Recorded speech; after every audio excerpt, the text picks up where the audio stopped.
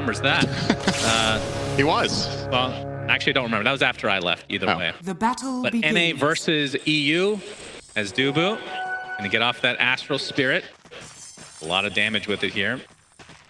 The bounty runes are split evenly, though. Soxa playing one of his better heroes, I want to say. His Doom has always been top-notch. Not compared to his Tusk, of course, which is S tier.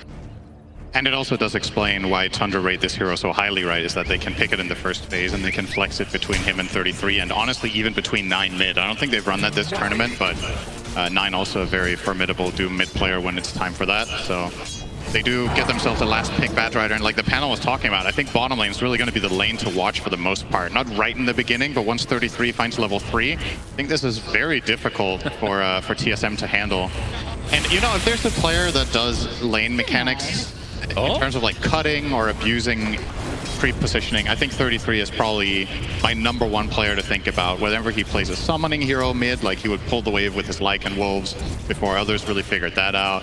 In the off lane on bad here, you see him pulling the wave. Not that this is rocket science, but it's so standard for him. Look at how he's itemized as well. Boots 4 branches so he can cut the wave and pull it. This was the plan right from the beginning. And Dubu prioritizing just hitting him a few times versus killing him. I mean, that was a free kill on the courier, but wants to make sure that he can contest this as much as possible. But yeah, I mean, that mid lane is probably the most interesting, I would say. Lina versus Rubick. Talk to me about how, I mean, again, I don't think we've seen a Rubick mid this entire term. I've been hoping to see it, as it's historically one of the more exciting heroes, especially since they changed Aghanim Scepter to get 2 skills versus the 1. How does this game look for 9 on the Rubick? Just from the lane itself, as you see here, when he Fate bolts Bryle, they have about the same damage. He has slightly favored damage on the Rubick. Now that he's level 3, it's getting better and better because the damage reduction just ramps up. And of course, it is a great nuke for securing that range creep, which a lot of the time when Lina wins mid lane, she does it by oppression. Like, she just bullies out the opponent and then she takes denies for free. Against Rubick, he can stand his ground. He can ensure the range creep all the time and get some good damage in on his own. And obviously, once you start finding levels and you can spell steal all of those wonderful Lina spells, your hero puts it to very good use with Arcane Supremacy. All of the spells are just incredible on this hero. So. And then for the top lane, Skeeter playing the Medusa will be accompanied by, I mean, Grimstrow. This is a really good Grimstrow game. Obviously, the Inkswell or the Batrider or the Doom. I mean, if you have it on Doom and you eventually have the Centaur Stomp, that's essentially stun locking relatively easily. But then double Doom, double Lasso, double everything essentially in this game. We'll see how much that comes into play, but an early Grim pick and they still get all these synergies. It's pretty cool to see. Yeah, it's something I think TSM will... I wonder how they're going to solve this from an itemization standpoint. These potential double lassos, double dooms, like usually you would have something like perhaps Lotus Orb, or you try to reposition your lineup. I wonder if they can somehow itemize to just stand their ground, like just get that tanky. You get perhaps you get a Wraith Pact against the Dusa, and you get maybe a pipe. I don't know if that's worth it here. All right, I have a random mechanic question, Cinderin. If you... So let's say you get the double Doom off, but the Lotus Orb is on the secondary target. What happens? I think you... I love asking you questions you don't know. This is so fun. I actually would assume that nothing, like Lotus doesn't do anything in that case, but I'm not 100% sure on that. Just I think it does. I think it does nothing. Well, we'll see if that ends up being the case. We'll see if it becomes relevant. As usual, when you theorize stuff, it just never matters. So yeah, that is pretty accurate, unfortunately. But I do appreciate that. I do like doing that myself, actually. Just, you know, thinking about something a lot and then it's just totally irrelevant. But just the exercise of thinking about something in depth and then realizing you're wasting your time. Yep. Very rewarding. That's our lives in a nutshell. Bryle's going to be able to get this water rune here. See his CS 26 and 6. Moon Meander rotating in. Yep, LSA is there. Moon Meander with the shackle to come. Is it in range though? There it is finally. And Bryle with a couple more right clicks. Soxa is coming to help out, but it's not going to be enough. First blood goes the way of TSM. Bryle ticking slowly to this scorched earth from Soxa. Nice sheep from Moon Meander, and that's going to save Bryle's life again. Good body block there as well. Moon Meander, 285 move speed, but he gets in front of the Doom and cuts him off just long enough for Bryle to get the distance there. Had to pop the Fairy Fire against Scorched Earth, but you're very happy with this exchange. You run back to base. Rubick is, or rather, Shaman is naturally here to take the experience that you're missing. It's a very good support to get early levels on. There's so much impact, like you was talked about in the panel. You can get Roche with an early level 6, and your lineup really wants to play that early mid-game portion aggressively. So this hero to get a half a wave of experience is definitely not bad. So 9 has died, obviously.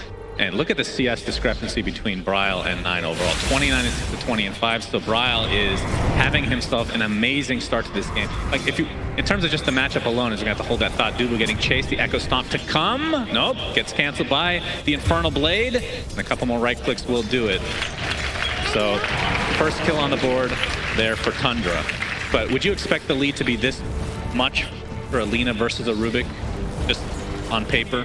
When you factor in the first blood, yeah. Obviously, Lina didn't get the primary bounty that did go to Shaman, but yeah, it makes sense. I don't think Rubick wins against Lina in lane. I don't think really any hero does. But it's about what happens now, right? Now that you have level top lane, Snaking getting chased into the trees. Looks like he's gonna live. The Inkswell enough to keep TSM at bay. He's gonna heal up in the trees now. Saberlight and company just pushing these waves. That Firestorm. Bottom river though, Dubu. He's gonna take a lot of damage. Man, that Dragon Slave, and Soxa finishes him off with the Scorched Earth. So second kill now for Tundra. All right, we'll do a quick thing. You're really good at this. Okay. Math. No, so boy. You do Fate Bolt level 3 and Dragon Slave level 3 with 14% spell amp on that Rubick. Yeah. That's what happened right there. That's a lot. Saberlight. Good, a lot was the correct answer. Set up by Moon Meander. And Snake King will fall. So lots of action now. I have to say, Tamato is doing very well for himself in this game. Much better than I was expecting. This Doom Batrider lane can be super difficult for Drow to play against, but they got enough value out of Dubu in the lane for Tamato to get level 5.5 and third on net worth right now. And Fiend's Gate is so good, Cinderin. What an idea that you came up with. Absolutely amazing. Just incredible. I mean, just being able to go back to base with literally your whole team if you want to get the Fountain Regen top lane. No Skater. Yeah, the Hex. Oh, okay, not even much else needed. Just that Laguna Blade from Bryle is enough. Just casually walks up, blows him out of the water, and they can take this little double stack. Keeping Mana Shield on in Dota is kind of the equivalent of, you know, don't go out in traffic without a helmet on a bike. Dire's top tower is under attack. Yeah, okay, that's fair. He crashed and fell. It was very quick. Man, this is getting... Wouldn't have mattered though. He would have died regardless. Yeah. But obviously, if you do get caught without a Mana Shield on, Medusa's one of the least tanky heroes in the entire game. Just atrocious stat growth, bad base health. How much strength per level do you think Medusa gets, Shannon? Strength per level, I'm going to say 1.4. Oh, it's 1.5. That was a good guess. Yep. Considering the fact that you had no way of knowing. I didn't click. You thought you were watching me. I know. Okay. It was more like you. Forget about it. Thanks, Cinderin. That's fine. Moon Meander and Bryle looking for this 8-minute rune. Like it was bottom though. As 9's going to pick up the Arcane, and Bryle's going to take some stacks in the enemy jungle. Meanwhile, 9 and company trying to find something in the opposing jungle, but there's not as many stacks to work with as Soxa in the top lane. And Malice was there. The TP coming in, and I think TSM see this coming. Ralph doesn't have very many resources here. He can pop his wand as well as an Arcane Ring for a little bit of extra mana, but they weren't ready for a full-on engagement. Yep, Dubu. Silent, so ends up canceling that Echo Stomp. But they're not... Okay, he's actually blocked with these creeps. Oh my god, Dubu. This is the most painful looking potential death. Okay, the Inkswell not quite in range with the creep. Hey, King does get off the slow though, 33 with the lasso if he really wants to use it. Will instead get Echo Stomped and shackled. Dubu still with 6 stacks to Sticky Napalm. 33. He's taking so much damage. He has to be careful here. Here comes the Fiend's Gate as well. Just one more right click if they can find it. A Malice and the Firestorm. Will he tick out? Looks like it will be the case. Huge turnaround for TSM. They get the Grim as well. I feel like they didn't want to expend Lasso for that kill, but in the end, they probably should have. Yeah, man, that was just completely on the edge for Sable. Oh, his portal expired. He was halfway through it. Oh no, he has to use the teleportation scroll. Very sad. Yeah. Oh, how does it feel to play like every other hero except Carrion? Saberlight has the treads. Soul Ring going for the Atos next, it looks like. Very standard build overall. And 9 back into the bot lane. We'll see if they try to take this tier 1 tower in turn. Radiant's bottom tower is under Saberlight gets attack. off the Firestorm. Soxa.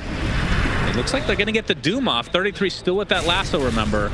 So this should be an easy kill. Probably won't even have to expend it, though. And that looks like it's going to be another kill going the way of Tundra. So 5-3 favor TSM. Still with that 2K lead as we're starting to exit the laning stage.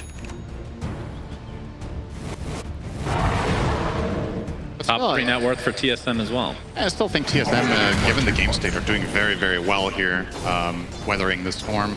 Wanted to point out, 33 is going for a different Batrider build than you have seen in your recent Batrider games in Dota, because we've mainly seen it being played by Whisper, who has been rushing drums every game. But 33 from Tundra was eyeing up the Boots of Travel, and he has got them now, so he will take them more, I would say, standard for the patch, more greedy build. Oh boy. Scales very well. Moon Meander, well, he hit level 6 recently. That means it's time to Rosh.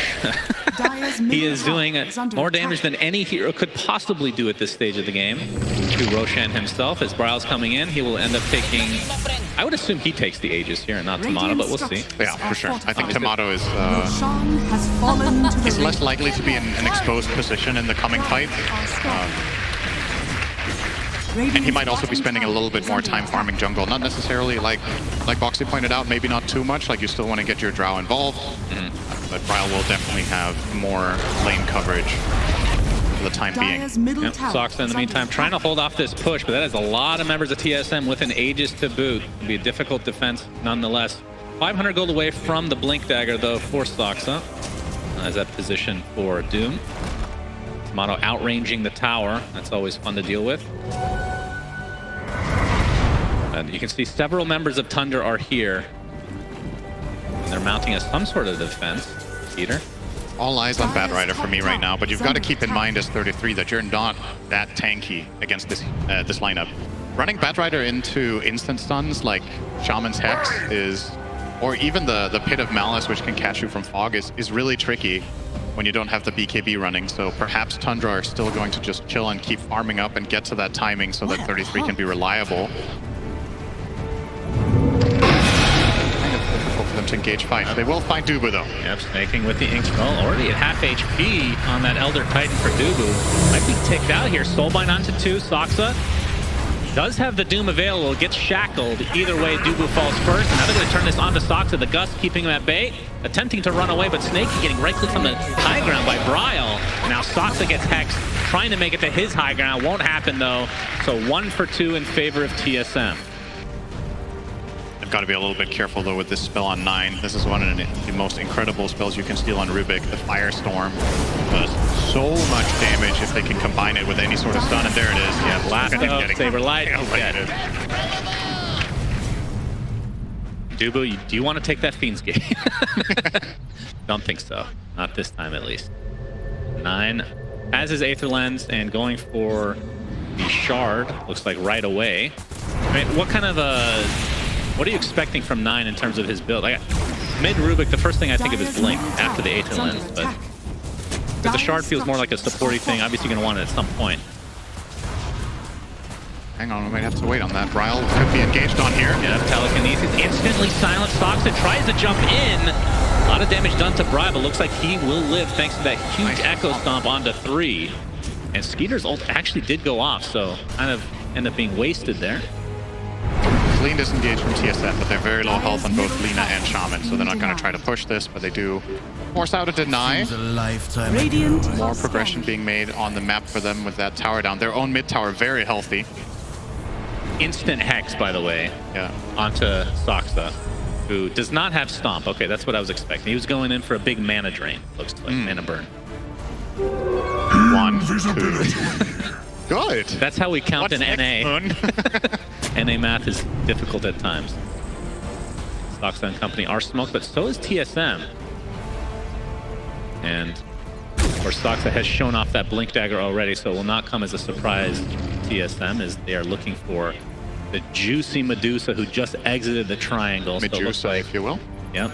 It's like they will try to maybe push this tier 1 instead. Good timing for Skeeter to get out. That could have been really bad for Tundra.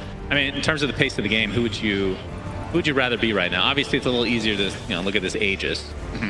Still only a minute to go on it though. I just feel like TSM hit a very strong timing in the next 10 minutes with the second Roche. So I do like their chances now. The wild card for me, I've talked quite a bit about the Bad Rider, but I really think that is the hero that's going to set the pace for Tundra with the BKB. A lot of it's going to depend on how much he gets done with the first 1 or 2 usages of that, so they can get some momentum going. This is one of the things that happens when you do pick Medusa, right? She's going to be very inactive for quite a while as she farms up the jungle a lot and maybe a wave here or there. So it's about how much the other 4 can get done. And the problem is 33 hasn't been able to have the impact on Bad Rider that he loves to have simply because of how well TSM have been playing around the map and playing tight so he doesn't find obvious and easy initiations. And also just the draft itself with, even though it is an amazing Bad Rider game, there are a couple of solutions that they've done a really good job utilizing, like defensive Shaman play or Gust, which can be very annoying to play around. Saberlight, he's going to show himself mid. Instant initiation from Tundra, who just waiting for somebody to show up. So Saberlight will fall. TP's come in, but it's a lot of TPs. Yeah, that was several. That was 3, I believe. As Bryle's going to pick himself up. An Arcane Rune, the Aegis about to expire. And you can see the War Stomp now on Saksa. Has that Blink initiation ready to go with the Ink Swell, but they're going to think better of it. Nice sponsor there for Saberlight, taking a little swig. A little sponsor. Man, you are just on point today, and terrible jokes. Yes, you love them. That's true. All right, so now with the Aegis down, Tundra, I mean, they have the initiation from Saksa like we talked about. Blink looks to be next for 9 after picking up the Shard. Dire structures are fortified. As this tier 1 tower looks to be theirs. Yeah, this is Siege Wave here. I don't know if TSM, they're kind of heading over there with Dubu, but I think he's going to be too late anyway, and they're just going to let the Siege Creep do the rest of the job here. Should be just fine. Bad Rider picking up BKB now is huge. Let's see what 33. We push this to use. 2k gold lead now for Tundra. Keep in mind a lot of this is Doom. Being ahead of the Shadow Shaman, so kind of expected in that sense. Among the cores, the game is still very even. Yeah. But they are pulling ahead in a quite big way there, and Saksa obviously will be also looking for a BKB of his own. Dubu, Flame. Oh, he's put on the cliff. That is really unfortunate for him. Attempting to TP out, not going to happen. Another kill goes the way of Tundra. Like you said, they have pulled slightly ahead with that 3k lead. Slightly inflated, though. Blink Dagger soon to be online for Moonman. That's a lot of dead net worth on him right now. And once he picks that up, expect those instant Hex initiations, which are extremely difficult to counteract. Trying to think of how they construct the fight for TSM. Like if they try to catch and just burst the Bat or the Doom, like the counter initiation potential of Tundra is pretty massive, and we've already covered 9 with the Lens plus Shard, how easily he can save people. It does make it tricky for TSM's lineup to actually begin anything except forcing a 5-man at something like Roche or a tower where the enemy team has to come to you or just lose an objective. Not finding the most openings. They might look for something now, though. Saberlight can obviously set up his own success. Oh, that was a very easy kill for 33. Yeah, Moonmeander. He did buy Blink Dagger, though. Meanwhile, mid lane, the Doom initiation. And that is a dead Lina. No deny coming out. Saksa looks like he might be the trade, but Tundra will be perfectly fine with that. And Tomato back on the triangle he goes. And we should look at the position 1 farm discrepancy right now.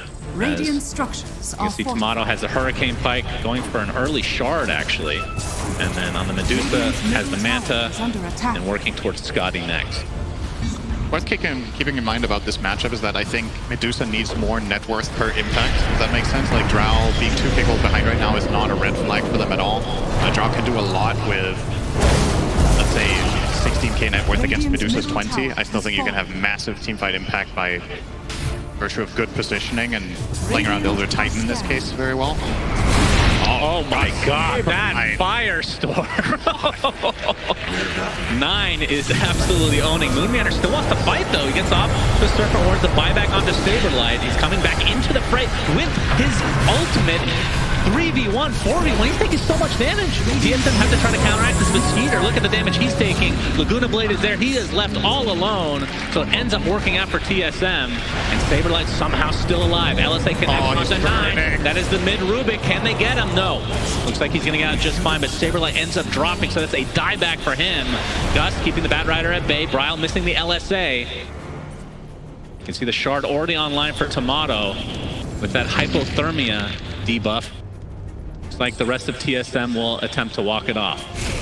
How much damage is 9 doing with Firestorm? It's What is happening?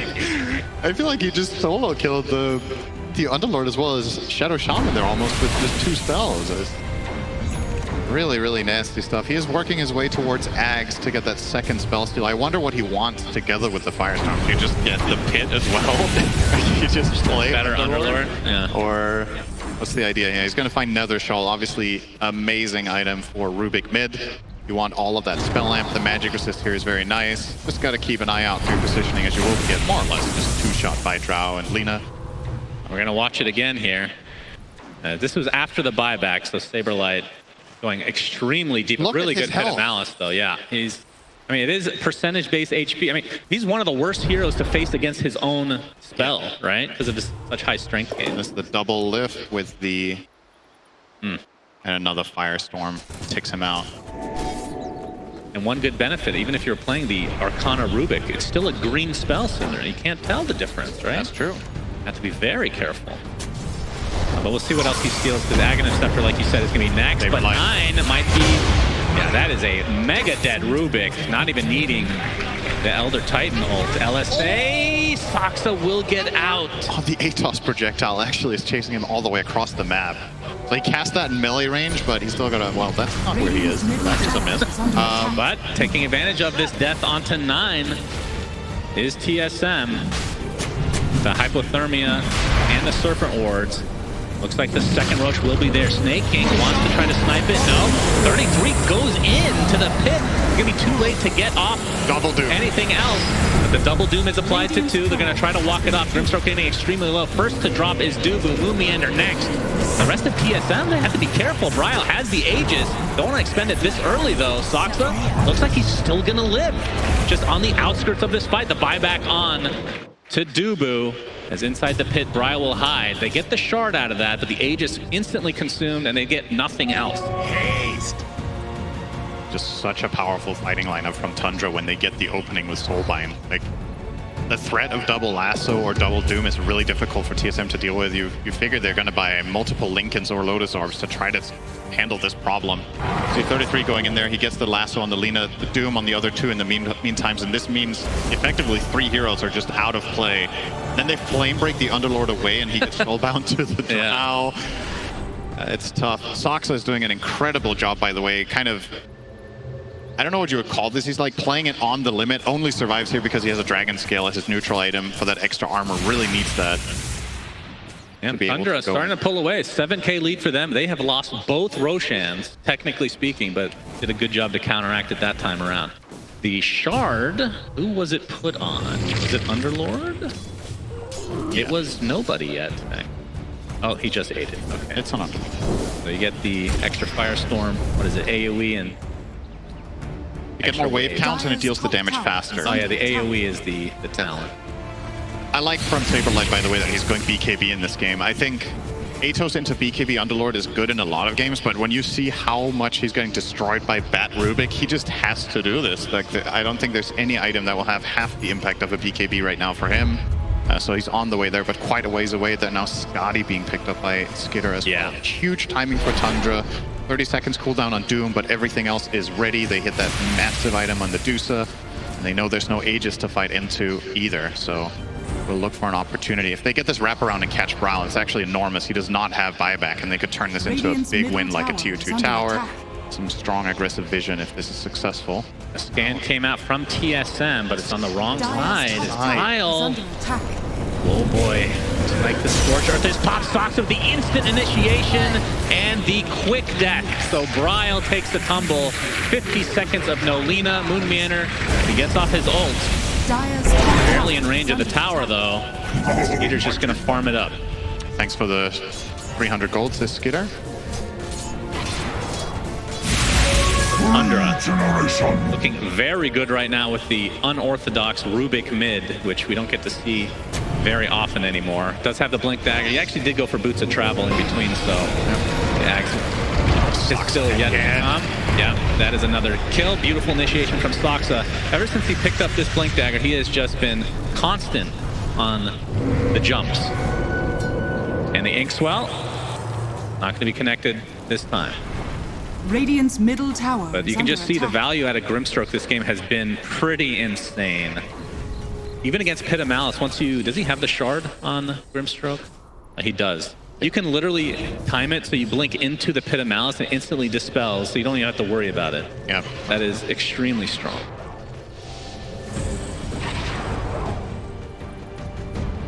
Soxa has the full BKB now, going for a shard himself, actually. So the Infernal Blade. Is that a dagger on Skeeter? That's I mean, it's not like it's extremely out of the ordinary, but usually we see Medusas going Swift Blink perhaps next item after the current one, like maybe you would get a BKB, which is actually what he's eyeing up now, but he does get the Blink Dagger as a gapping item here to try to connect with the plays and get off a good Stone Gaze, you would imagine, when they want to start the fight. So cool to see it's aggressive. And I don't see why they wouldn't be aggressive right now, Tundra. They're completely on a roll in this game, and if there's one thing TSM are struggling with, it's the fact that they are getting initiated all the time. Like, their defensive potential isn't particularly good. The only very good defensive spell they have is the Elder Titan Stomp, but he's playing against, you know, BKB Bat, BKB Doom, and a Rubick with 2 bajillion cast range who's never going to be in range for it. So definitely tricky for TSM to protect their cores. We'll say with the game state they're in now, their lineup is very hard to play. They need to protect their cores at all times, not be out of position, because any minor opening is just an instant kill for Bat or Doom, as we've seen a couple of times now, and they're not slowing down. Here we go again. Soxa again. The focus is on the Saberlight. They get off the lasso, and he is just separated from his team. Another easy pickoff for Tundra. They are showing no mercy right now. The tier 2 tower going to take some damage, but we'll see. Yeah, we see a TP from 33, no lasso to work with, but just trying to defend against this pesky Moon Meander Serpent Wards. He's the perfect hero to TP away because he has the least to offer in the fight right now. He used Firefly, Lasso, so the other 4 can still stay tight together and feel strong because they're keeping the heroes up there that have everything available, and anybody could have cleaned up this mess bottom. That's actually a decent amount of damage being done to the tower. 33 didn't feel like hitting the wards. He was scared that might turn into a fight. Tower is still defended at the very least. Yep, 9 has Firestorm again, by the way. Very easy spell to get. Anybody want a Cloak of Flames? Oh, what do you know? Was that their own item? Or did they steal that? I think they just stole that, didn't they? Oh, that's fortunate. I don't know. No, they didn't. No, they didn't. Okay, good analysis. Thank you. You're welcome. Soxa looking for another jump. As a Scorched Earth, there's the Hoof Stomp and the Quick Death for Moon Meander. Tundra just continuing to pick heroes off left, right, and center. As you can see, the vision is there. And I mean, let's look at it from TSM's perspective. You have a Lina that has Shadow Blade BKB, going for a Linken's to try to counteract the Doom, among other things, of course. I mean, that's kind of the problem, is you have a lot of single target spells. You got the Lasso, you got the Spell Steal, you got pretty much everything, even Phantom's Embrace. And for the Drow Ranger, not that much for Tomato in terms of his item progression. Just a BKB since the Hurricane Pike earlier. Oh, Ryle. Oh. Actually blinked across him there. Oh, he's going to turn into the blade. You can see the Fiend's Gate coming in, and that's going to be enough. 9 is dead.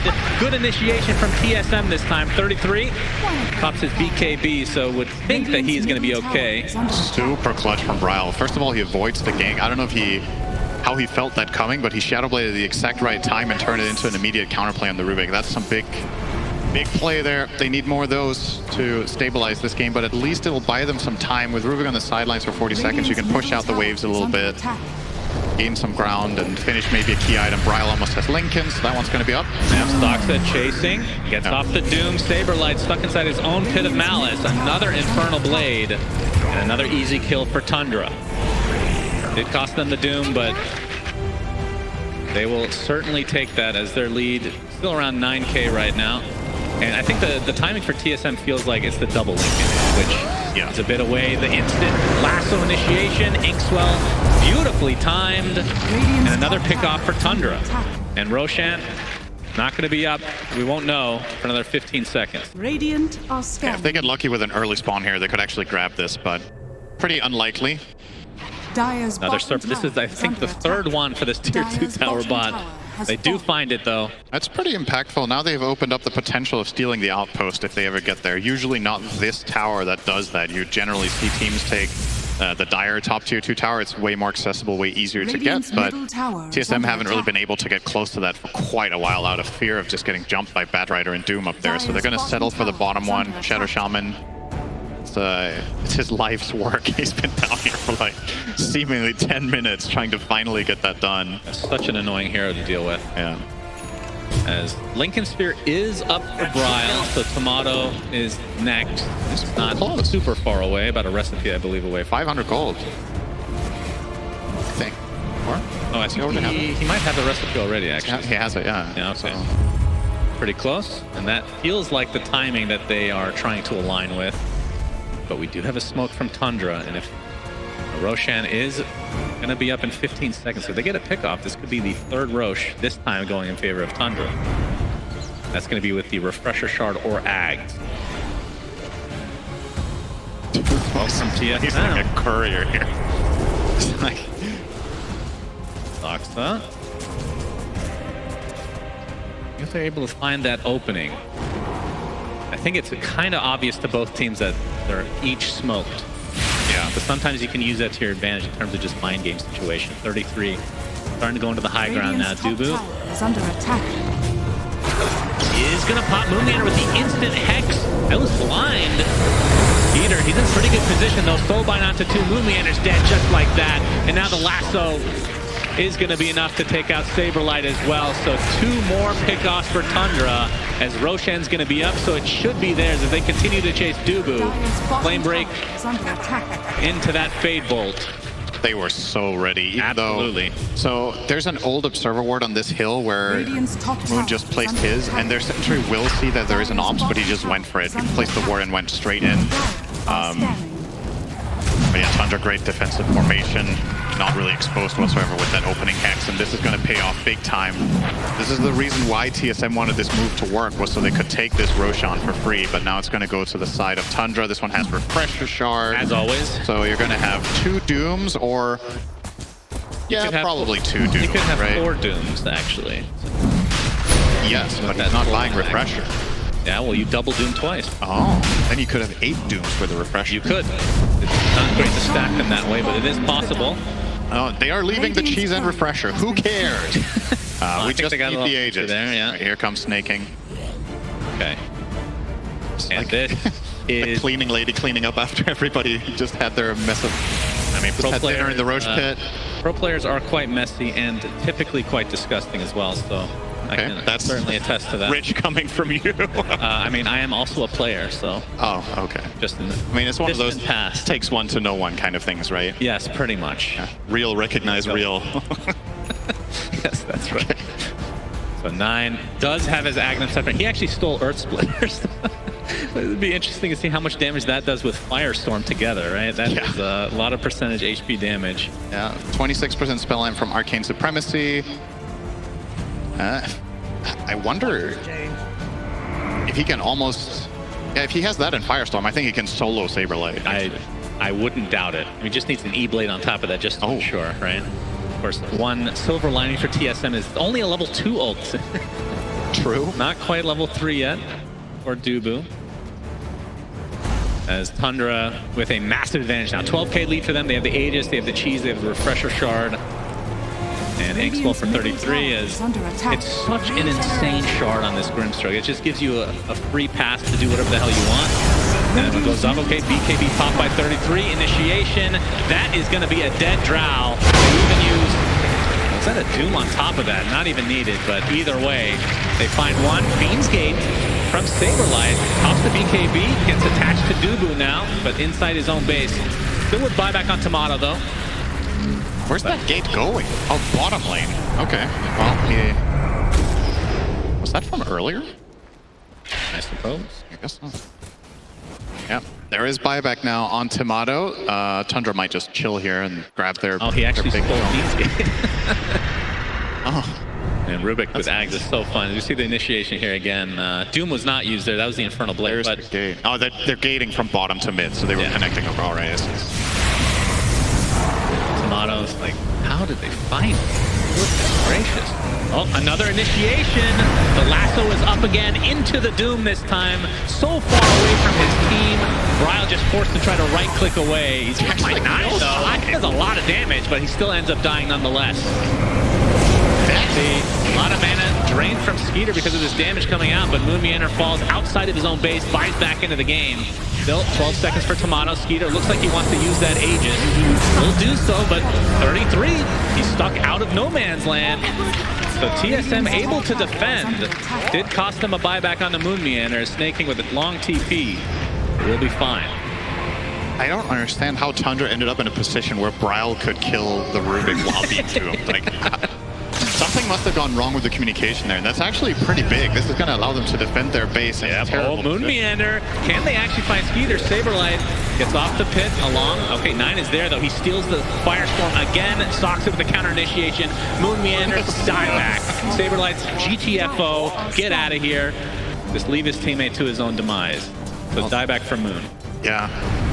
I wonder what the plan was there from TSM.FTX. I don't think they find that kill just the two of them onto Medusa, so they would have had to stall it out for the teammates to arrive from very far away. And didn't really seem that likely.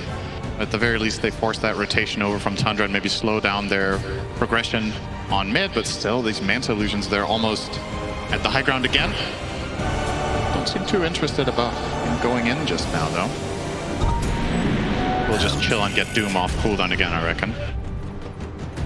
Yeah, now that we got that 25 talent on Medusa, synergize with the Scotty. That is very tough to deal with, although Bryle cannot solo Medusa. He can't, but friends are near. Yeah. Oh, he gets spotted by the sentry ward. Skeeter. I feel like he wants to be on the aggressive, but Soxa, he's the one to find Dubu to start things out. Tomato pops that BKB, and around the trees we go. Soxa trying to create as much space as possible. Soulbind again. Do they have anything to synergize this time? Nice pin and mouse into the Firestorm as well, but it looks like that is the death of Tomato, and Saberlight getting slowed perpetually. Looks like he will drop again as well. So huge fight for Tundra, triple kill for Skeeter. Bryle, the sole remaining member of TSM. And Tundra looking extremely good to potentially take this game number 1. Just a set of small things there that just add up in a big way for Tundra. The one sentry ward on the ground covers Skeeter from the possible initiation out of Bryle there. And then as Tomato is TPing out, there is a target nearby to get the Soulbind on, so his TP gets cancelled by the Grim.